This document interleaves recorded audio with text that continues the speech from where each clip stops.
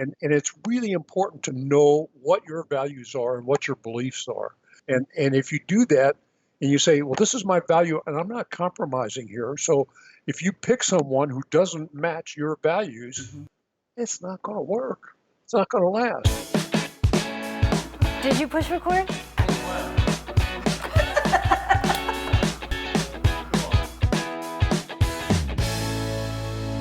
Thanks so much for tuning in again to our second act with Paige and Silka. I am happy that Frank Wiegers is staying with us for another segment talking about love and relationships after 50. Frank, thanks for joining me again.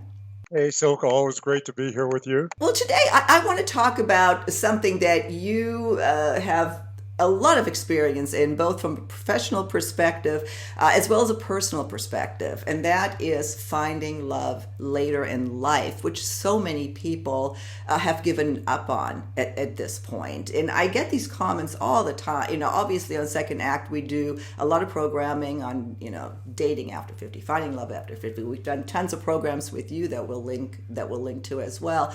But one of the prevailing trends in the comments is that I'm just tired of this. I'm not going to work. This is too much work. It's never going to happen. It's too late.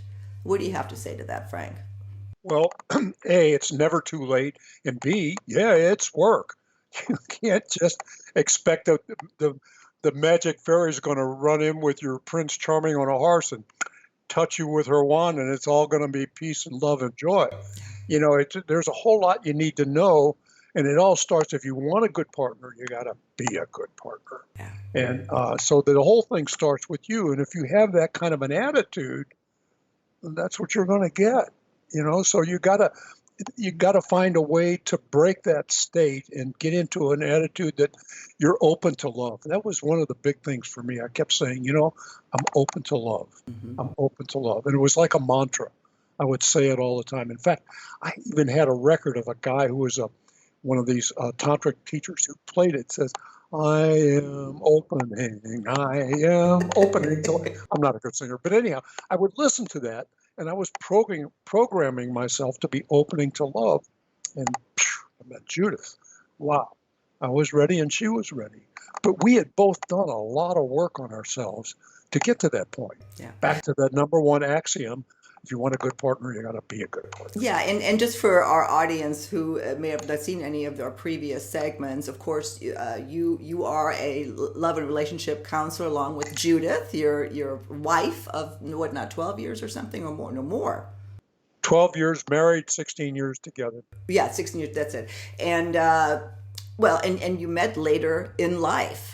I was 69 and Judith was 60. Yeah. See, I love your story. I love that story because you both have gone through so much, you know, admittedly, and just through your history, bring a lot of, quote, baggage to a relationship, and I say that lovingly because we all do, which is Sure. part of, you know, why people sometimes believe it's not possible anymore. They give up hope, or they see, you know, another person's baggage and not see their own. You know, what really does stand in the way of giving up on love after 50? It's your attitude, and it all starts with that. And if you create a clear picture. And that's, I always say, you know, how do you want to live your life? It's take the time to look at yourself. And if you do that, if you take the time to look at yourself, know what you want, how you want to live your life in all areas, and then be really clear about what you want in a mate. I mean, there are things that you must have, and there are things you must not have. I mean, addiction, meanness, all that kind of stuff. You don't want that. And so you make that list, and if you go meet somebody, and they don't have one of those characteristics, it's not going to last. Mm-hmm. And that's what happened to so many of us when we first started out. We took the one that came along and said, oh, we're in love. This is it. Let's get married. And it didn't last because we didn't know enough to do that kind of vetting, that kind of due diligence, if you will, to really test that partner to see if they're going to be the one. And there is somebody out there because they're looking for you just like you're looking for them. So keep the faith and keep working. Yeah. Well, and I think we are all, I think you said that, you know, wired to be in a relationship. I find that people who say, no, I just don't, you know, I'm done with it. There's so much hurt. I don't know. How do you feel about that? Are people ever done being in a relationship? Yeah, I have a very good friend who recently divorced. They've been apart, I think, for almost 5 years now, and he does not want a relationship. He just wants to be a grumpy old man, basically, and that's what he is, and that's the way he wants to live. So, hey, it's his life. He can do whatever he wants. Hmm. Me, I know my life is so much better when I have a partner, someone I can love, someone I can share with. And I got to tell you, cuddling in bed is just wonderful. Yeah, no, I We agree. both, there's just so much more. And having stimulating conversations at the dinner table, it's just talking about art, politics, whatever. Yeah. It's just so much greater to have a partner. Yeah, no, I agree. And I think that, we do get those comments about men just, gosh, some are just hateful towards women. And vice versa, women that are just, all men this, all women this. And I think if you find yourself in that state, you have more going on that, the women and the men aren't your problem. Yeah. It's how much longer do you want to carry that baggage? Drop the bag, and you can drop the bag, and there's a process for doing that. One of the things we advocate is that you take a look at your relationship history. Hmm. I mean, go back and start with mom, dad, siblings, grade school chums, high school sweethearts, college sweethearts, whatever, and all the love affairs, and then write what you liked about that relationship, and then what you didn't like about that relationship, and why did it end? And look at the patterns in there and say, well, who's the common denominator in there? Well, it was me. And then take another look at how your parents were and how those characteristics of your parents are influenced or have influenced your choices. And once you know that, I mean, part of knowing that is being able to release it.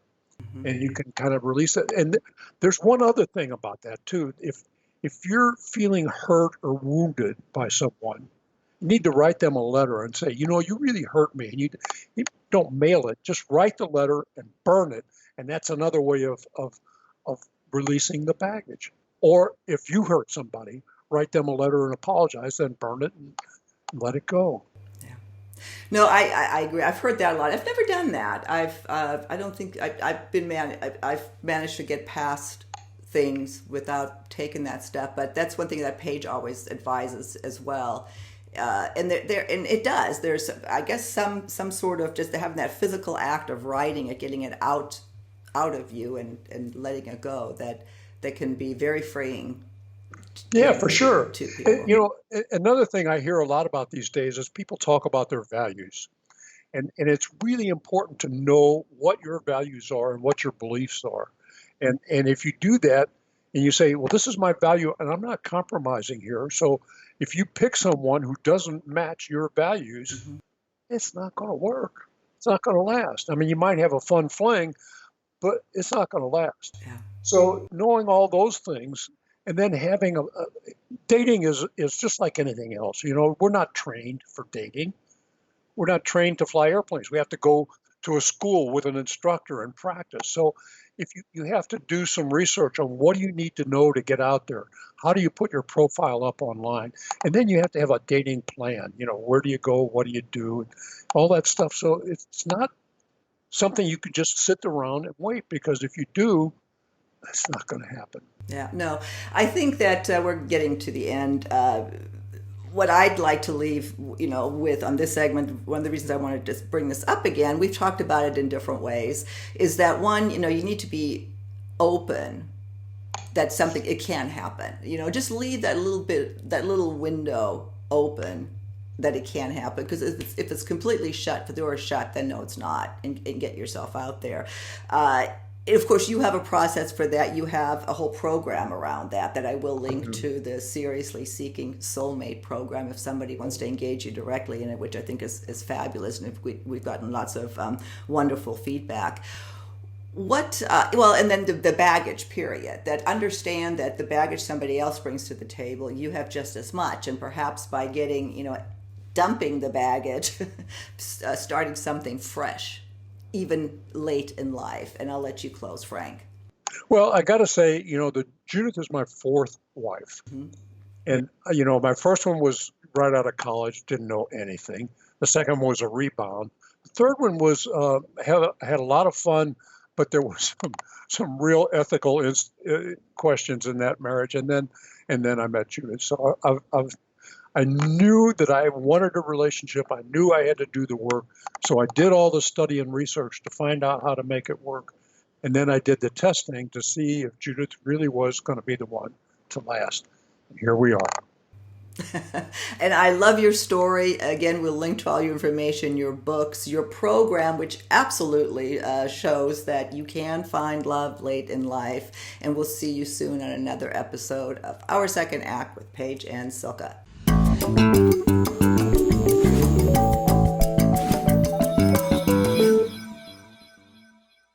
If you haven't already done so, please be sure to subscribe to our channel. The button is right over here. And when you see that little bell right next to the subscribe button, hit that too and we'll notify you every time that we launch a new video. See you next time.